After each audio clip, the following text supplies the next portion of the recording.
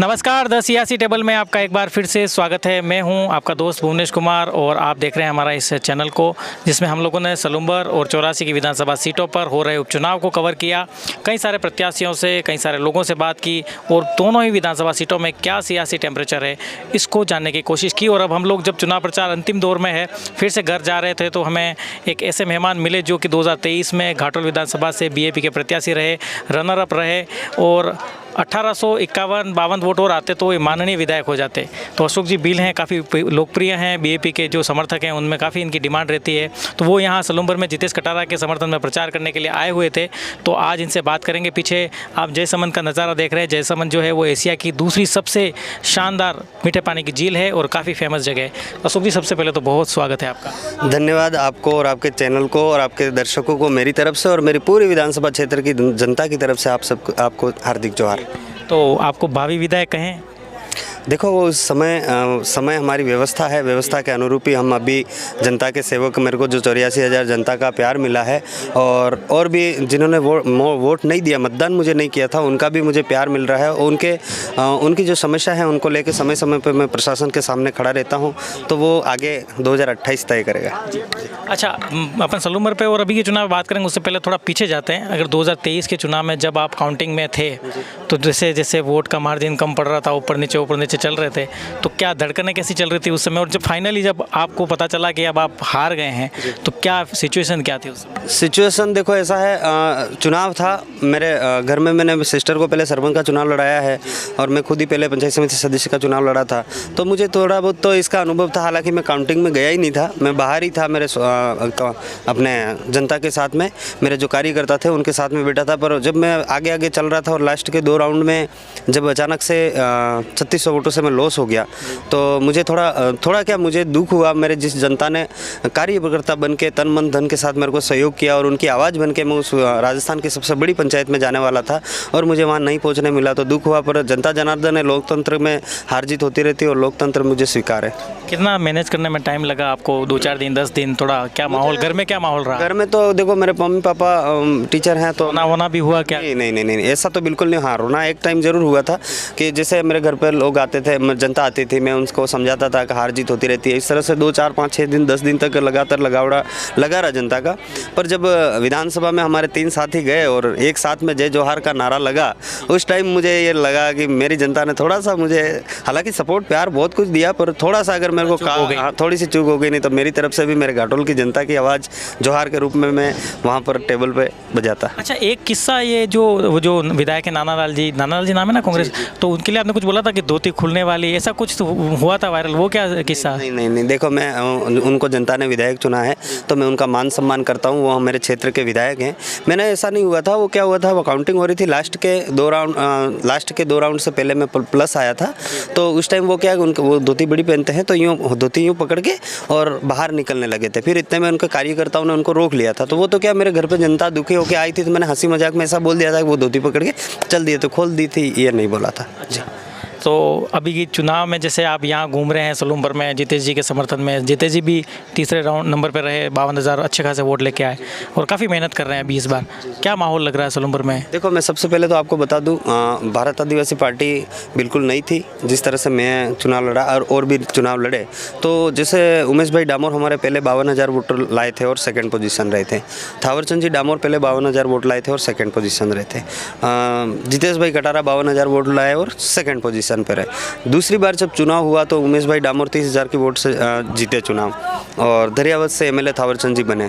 पूरी आशा है, उम्मीद है, क्षेत्र की जनता कार्यकर्ता बन के काम कर रही है। मैं पिछले कई दिनों से इस क्षेत्र में घूम रहा हूँ, तो मैं जनता को देखता हूँ, तो जनता एक भावुकता के साथ में अपने जितेश भाई को बेटा मानकर, भाई मानकर, अपना संघर्षशील साथी मानकर उनके साथ में तन मन धन से जनता सहयोग कर रही है। इससे जिसके साथ जनता कार्यकर्ता बन के काम कर रही है, इसका मतलब उसकी जीत निश्चित है। अच्छा, बीएपी पार्टी पे ये आरोप भी लगता है कि जैसे आप लोग कुछ ऐसी डिमांड करते हैं भील प्रदेश की, तो युवा जो है वो ज़्यादा एग्रेसिव है, पत्थरबाजी जैसी घटनाएं हो रही है, तो इसको लेकर के तमाम सारे ये बातें होती है कि पत्थरबाज आप लोग बना रहे हैं, युवाओं को भड़का रहे हैं और जो संवैधानिक प्रक्रिया में जो पॉसिबल नहीं है वैसी चीज़ें उनको दिखा रहे हैं, जिससे कि एग्रेशन बढ़ रहा है। इसको लेकर आप क्या कहें? देखो, ऐसा है, ये पत्थरबाज लूट मार ये पहले भी होता था, ऐसा नहीं है कि अभी हो रहा है। हाँ हम मान सकते हैं युवा कुछ लोग भटक गए हैं।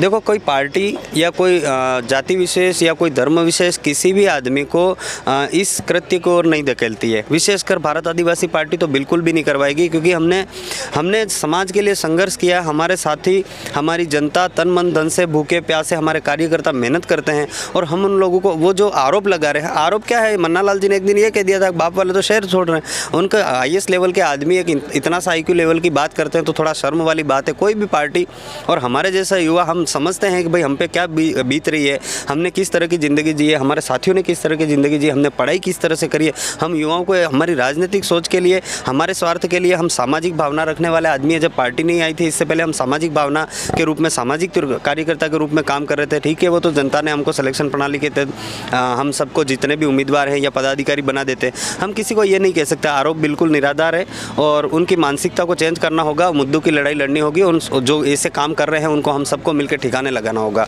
मतलब उनको सुधारना होगा। अच्छा अशोक, जैसे हम लोग जैसे ये जो मार्केट के अंदर लोग जो होते हैं उनसे बात करते, एक बार मैं आपको सलूम्बर का बताऊं तो एक जगह मैं सैलून की दुकान में था, तो वहाँ बात करते करते ऐसे ही बात निकली, तो वो दुकान वाला कहने लगा कि कोई भी जीते चलेगा, बाप पार्टी नहीं आनी चाहिए। अगर ये आ गए तो हमारा यहाँ रहना मुश्किल हो जाएगा, धंधा करना, काम करना मुश्किल हो जाएगा।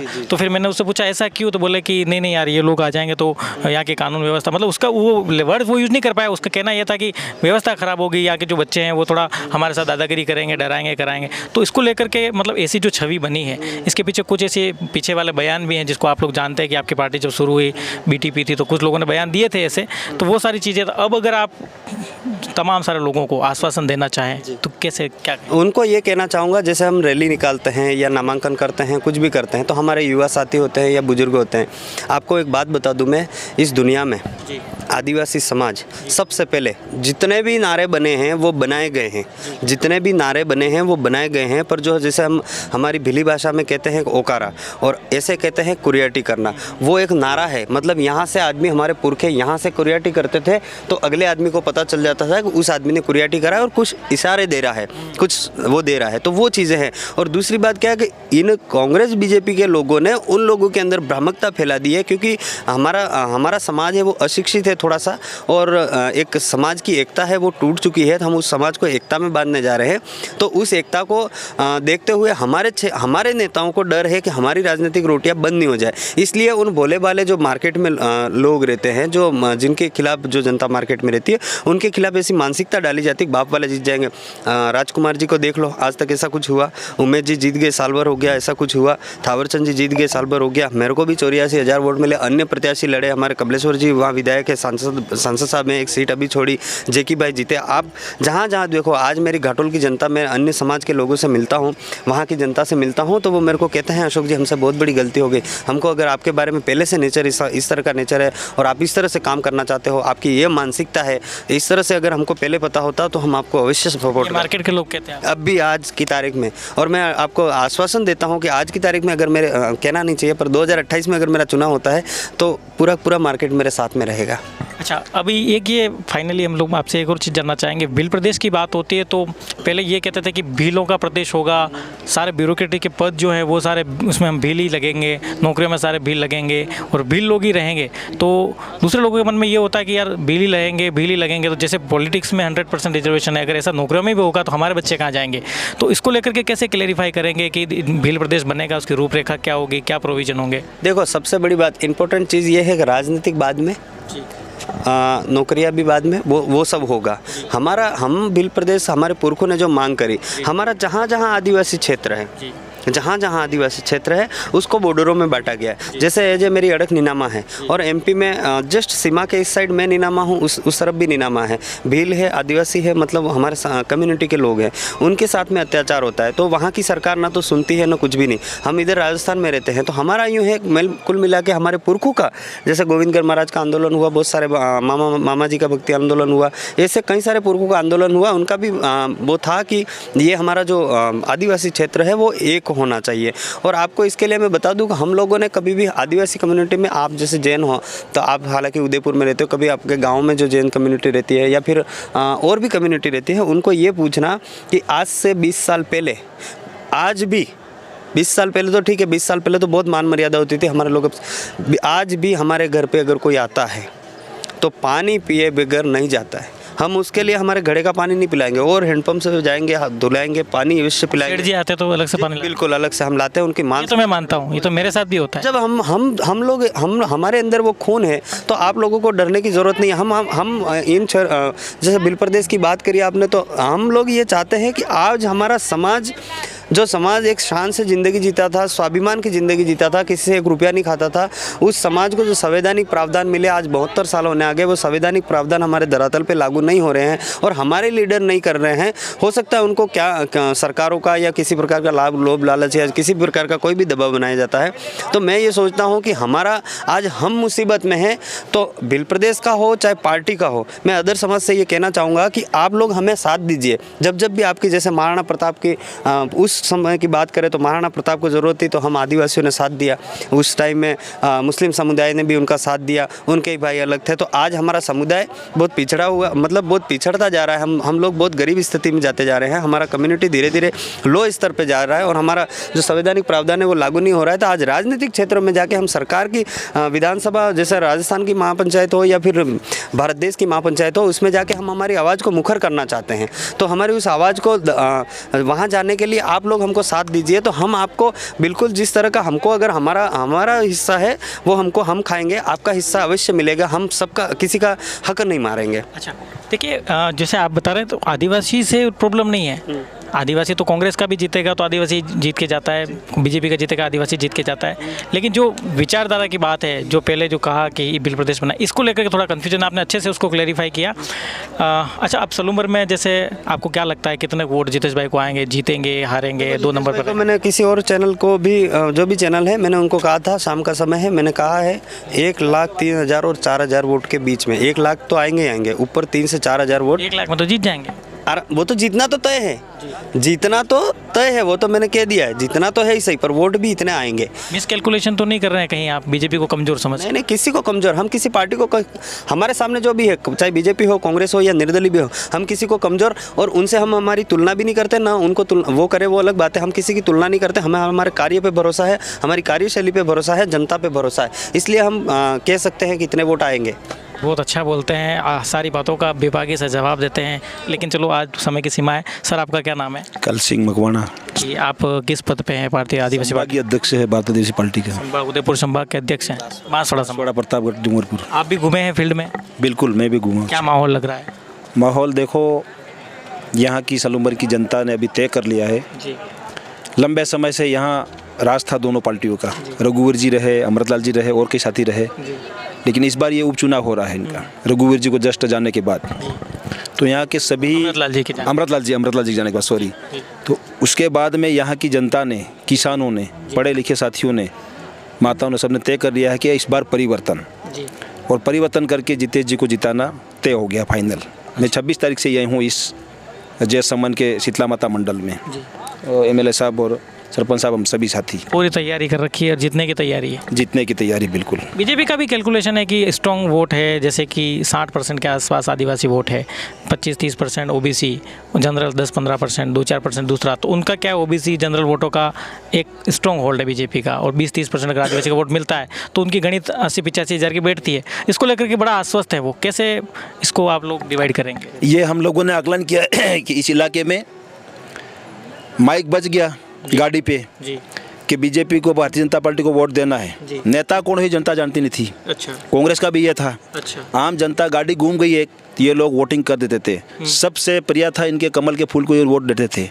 लेकिन अब की बार क्या है कि ये बीजेपी पार्टी कार्यकर्ताओं ने घर घर जाके लोगों को समझाए है कि यह इस करने से, यहाँ से तुम्हारा ये इस तरह से है। और नेता कभी इनके पास जाता नहीं था।